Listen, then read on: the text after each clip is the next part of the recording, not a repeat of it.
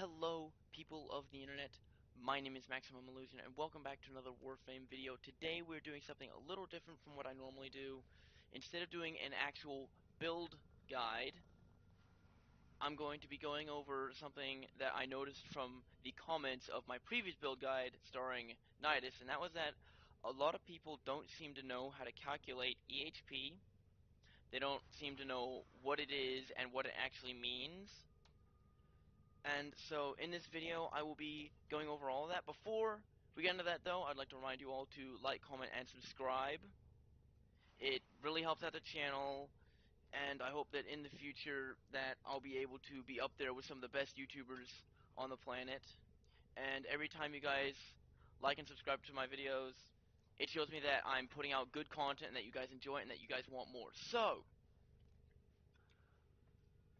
in order to understand EHP, we first have to know what it means. So it is the equivalent health points. And what that means is it's the amount of raw damage you can take before your character dies.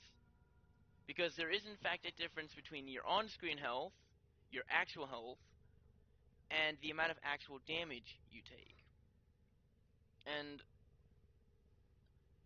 it can change very drastically over the course of a match. So, one of the big things we're going to be going over in this video is damage reduction. And damage reduction is kind of obvious in what it does. It reduces the amount of incoming damage that you take. And so, in order to get EHP, we have to calculate it.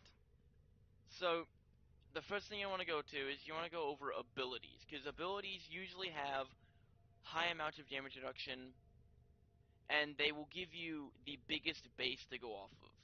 It doesn't actually matter the order that you calculate your damage reductions in, but it does change it, because there's multiple types of damage reduction. There's internal and external.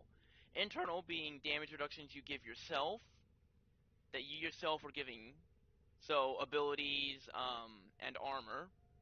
And then there's external, things that are coming from other warframes, specters, effects of missions and stuff, things like that.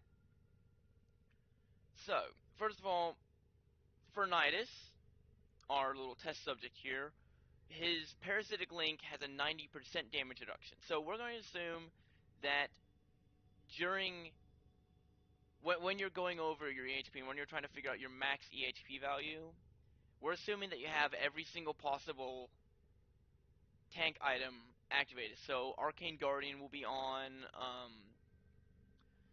for this guy, Parasitic Link is active, his armor is as high as it's going to go, but we're only going to assume that he's solo, so don't add any extra abilities on. So, one of the things that we need to go over before I actually start calculating out a full damage reduction is that Warframe has diminishing returns on damage reduction. So, this base 90%, it's big because of that. If you had 9 different editions of a 10% damage reduction, equaling up to what should be a 90% damage reduction, it actually is a lot less than that, because the first one may be 9%, but the second one will be 9% of 91%, sorry. And the second one will be 9% of 82%. It gets lower and lower and lower. So that base 90% is very, very, very good. Now, what does this mean? Well, it means that that last 10% that we have is effectively 100% of the damage we're taking. So any other damage reductions we have to calculate in, the next one we calculate in, has to go off of that 10%. So, the next damage reduction we go off of is going to be armor. Now, because his armor is high at 1,110,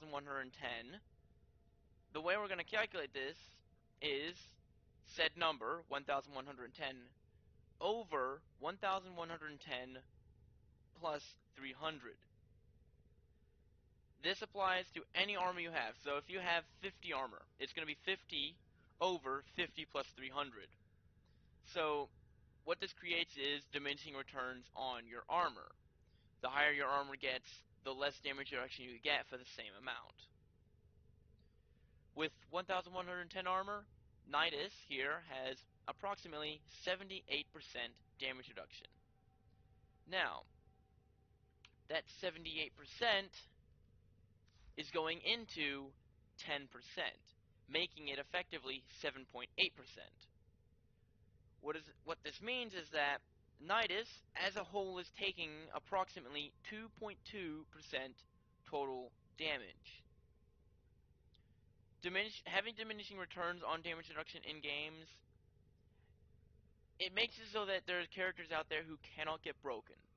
Now, one of the big things you need to realize is that there are in fact exceptions to the rule for calculating out your actual EHP, because things such as Nidus's mutation stacks will change how much actual EHP he has. Wukong and Rhino are more examples of this. They change how much actual health you have because they have restorations on death that don't actually let them die. So you have to calculate those out as well. And so adding in those calculations, it gets iffy as to what's actually going on. But the final thing to go over on actually calculating out your EHP is how to calculate it. So you're going to take your damage reduction, that for Nidus 2.2%, and you're going to turn it into a decimal, because making the decimal makes it a lot easier on you. So it becomes 0.022. You're going to take however much health you have on your Nidus, in my case 1,875, and you're going to divide it by however much damage you take as a decimal. So when you do this for my Nidus, you'll get approximately, assuming my mods were maxed out, which sadly right now they're not, but assuming they were, I would end up with approximately 90,000. It's a big number. And calculating out EHP can take a while due to other abilities and having to calculate them out and figure out what they do to your character. And in the end, it can get very difficult to figure out. Because, for instance, Chroma, for his Vex armor that goes off of how much armor he has, does Arcane Guardian go in before or after? Because if it goes in before, you're going to get a massive amount of armor. But if it goes in after, you're going to get significantly less. And things like this, you have to go through and you have to figure out on your own. But, with that being said, I hope you guys enjoyed this video. And in my next video, I will be going over what is probably the most underrated tank of them all, Wukong.